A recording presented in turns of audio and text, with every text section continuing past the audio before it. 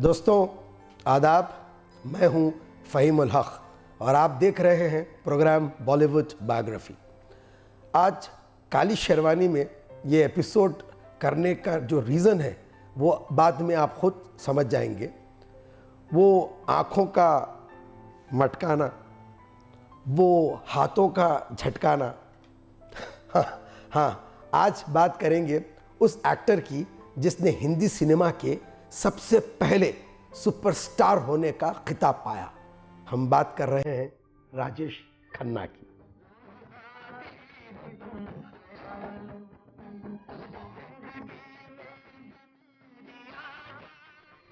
दिसंबर 1942 को पैदा हुए राजेश खन्ना का पैदाइशी नाम था जतिन अरोरा।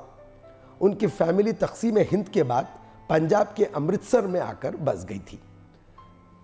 खन्ना परिवार ने उन्हें गोद लिया और उनकी परवरिश की। मुंबई के सेंट सेबेस्टियन स्कूल में उन्होंने पढ़ाई की। उस वक्त उनकी जो साथी थे रवि कपूर, जो आगे चलकर बने जितेंद्र। तेरा साथ मिला, बात हुई ना, हाथ मिला। स्कूल में पढ़ाई करते हुए राजेश खन्ना की दिलचस्पी एक्टिंग करने की भी थी। स्कूल में रहते हुए उन्होंने कुछ नाटक भी किए।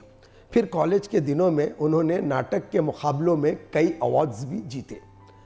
उन्हें राजेश खन्ना ये नाम उनके चचा ने दिया था और यही नाम बाद में उन्होंने फिल्मों में भी अपनाया। ये भी दिलचस्प बात है कि जितेंद्र को उनकी पहली फिल्म में ऑडिशन देने के लिए कैमरे के सामने बोलना राजेश खन्ना ने ही सिखाया था।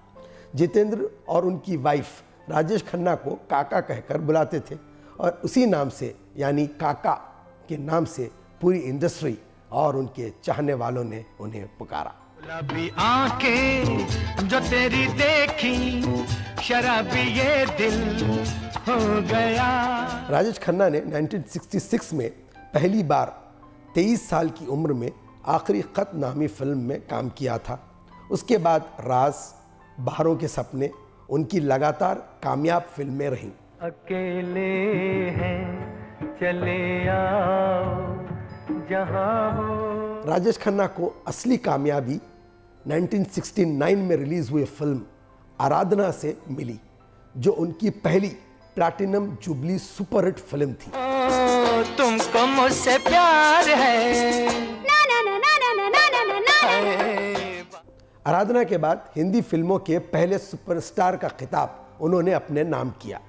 इस फिल्म के बाद फिर उन्होंने कभी पीछे मुड़कर नहीं देखा। जरूरत कैसे नहीं, अजी आपके पैर छूकर आशीर्वाद लेकर के तो गया था, इसे तो वापस जिंदा लौटा। व्हाट डू यू से? उन्होंने लगातार 15-16 सुपरहिट फिल्में दी, जो रिलीज हुई थी सिर्फ 1.5 या 2 साल के वक्फे में, जिनमें इत्तेफाक, दो रास्ते, बंधन, डोली, सफ़र, खामोशी, कटी पतंग, सच्चा झूठा, दुश्मन, महबूब की मेहंदी जिसकी वजह ये शेरवानी है, और हाथी मेरे साथी काबिले जिक्र है। तैयार हो जाओ धक्का मारने के लिए। ये क्या, हाथी धक्का मारेंगे? ये तो क्या हाथी स्टीयरिंग पे बैठेंगे, आप धक्का मारेंगी? घबराइए नहीं। मेरे साथी ओ मेरे हाथी, चल ले चल खटारा खींच। किसी भी फिल्म में सिर्फ राजेश खन्ना का होना ही फिल्म की हिट होने के लिए काफ़ी हुआ करता था। ऐसे ज़माने में राजेश खन्ना के कई हीरोइनों के साथ अफेयर्स भी काफ़ी चर्चा में रहे, जिनमें फैशन डिज़ाइनर अंजू महेंद्रू और एक्ट्रेस मुमताज़ काबिले जिक्र हैं। शंकर काटा लगे न कंकर के प्याला तेरे नाम का पिया। बहरहाल उन्होंने बाद में डिम्पल कपाड़िया से 1973 में शादी कर ली। शादी के 8 महीनों बाद ही डिम्पल कपाड़िया की फिल्म बॉबी रिलीज़ हुई। ये फिल्म काफ़ी हिट रही और डिम्पल को एक के बाद एक कई फिल्मों में काम करने के ऑफर आने लगे और फिर माना जाता है कि यहीं से राजेश खन्ना और डिम्पल की शादीशुदा ज़िंदगी में दरारें आने लगी और फिर शादी के 11 सालों बाद यानी 1984 में वो दोनों अलग हो गए। कुछ सालों तक अलग रहने के बाद राजेश खन्ना और डिम्पल फिर साथ आने लगे। दोनों एक साथ पार्टियों में शरीक होने लगे। यही नहीं, डिम्पल ने लोकसभा इलेक्शन में राजेश खन्ना के लिए वोट भी मांगे। वही शैतान के बच्चे, तुम शेर खान को बेईमान समझता है जो अपने बाप को पूछने का वास्ते गया? राजेश खन्ना ने टोटल 180 फिल्म्स में काम किया।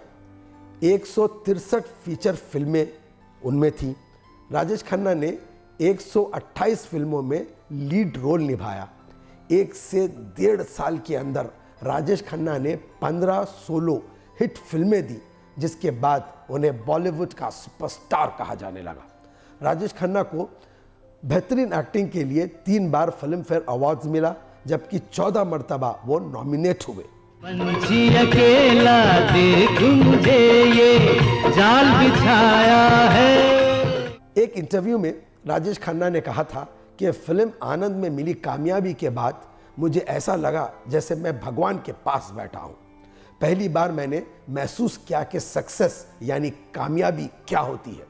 फिल्म आनंद को लेकर यह बात भी काफ़ी मशहूर है कि आनंद फिल्म के सेट पर राजेश खन्ना देर से पहुंचते थे, जिसकी वजह से उन्हें कई बार डायरेक्टर से माफ़ी भी मांगनी पड़ी थी। मौत एक पल है बाबू मोशाए, आने वाले 6 महीने में जो लाखों पल में जीने वाला हूं उसका क्या होगा? राजेश खन्ना ने एक बार अमिताभ बच्चन का मजाक उड़ाया था। दरअसल अमिताभ सेट पर वक्त पर पहुंचने के लिए मशहूर थे और हैं। एक इंटरव्यू में उन्होंने कहा था कि वो मानते हैं कि क्लर्क पंक्चुअल होते हैं और वो कोई क्लर्क नहीं है बल्कि कलाकार हैं। और ये भी सुना जाता है कि आनंद के सेट पर राजेश खन्ना ने अमिताभ बच्चन से एक बार हाथ मिलाने से इनकार कर दिया था। ये उल्लू लड़की से प्यार करता तो उसका हाथ पकड़ शादी ब्याह की बात कर। समुद्र और आसमान क्या दिखा रहे उसे? राजेश खन्ना ने यह बात भी तस्लीम की थी कि सलीम जावेद और उनके दरमियान इख्तलाफात थे। उन्होंने बताया था कि यश चोपड़ा दीवार के लिए उन्हें साइन करना चाहते थे, उनके पास कोई ऑप्शन नहीं था। शायद बाद में उन्हें लगा कि अमिताभ बच्चन इस फिल्म के लिए ज़्यादा सही हैं। हालांकि बाद में फिल्म देखने के बाद काका ने अमिताभ बच्चन को फ़ोन किया और उनकी तारीफ भी की। राजेश खन्ना ने कई हिंदी फिल्मों में काम करने के बाद पॉलिटिक्स भी ज्वाइन की। उन्होंने दिल्ली लोकसभा सीट से 5 सालों के लिए यानी 1991 से 1996 तक कांग्रेस पार्टी के एमपी के तौर पर नुमाइंदगी की। हालांकि बाद में उन्होंने सियासत से रिटायरमेंट ले लिया। जिंदगी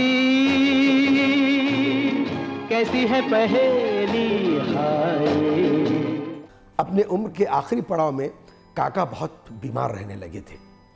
14 जुलाई 2012 को उन्हें मुंबई के लीलावती अस्पताल में एडमिट किया गया। 4 दिनों बाद यानी 18 जुलाई 2012 को यह अफसोसनाक खबर आई कि सुपरस्टार राजेश खन्ना अब इस दुनिया में नहीं रहे। उनकी अंतिम यात्रा पर पूरा बॉलीवुड उमड़ आया था। न सिर्फ हिंदी सिनेमा बल्कि पाकिस्तान की नामवर शख्सियात ने भी उनकी मौत पर दुख का इजहार करते हुए उन्हें खिराज पेश किया था। जिंदगी को बहुत प्यार हमने दिया। आज का ये एपिसोड आपको कैसा लगा कमेंट करके ज़रूर बताइएगा। वीडियोस शेयर कीजिए और लाइक भी करें। यूट्यूब पर भी हमारे इस चैनल को सब्सक्राइब करना हरगिज़ भी ना भूलें। अगले हफ्ते फिर होगी मुलाकात एक नए फनकार के साथ। तब तक आपके होस्ट फ़हीमुल हक को दीजिए इजाज़त। खुदा हाफ़िज़।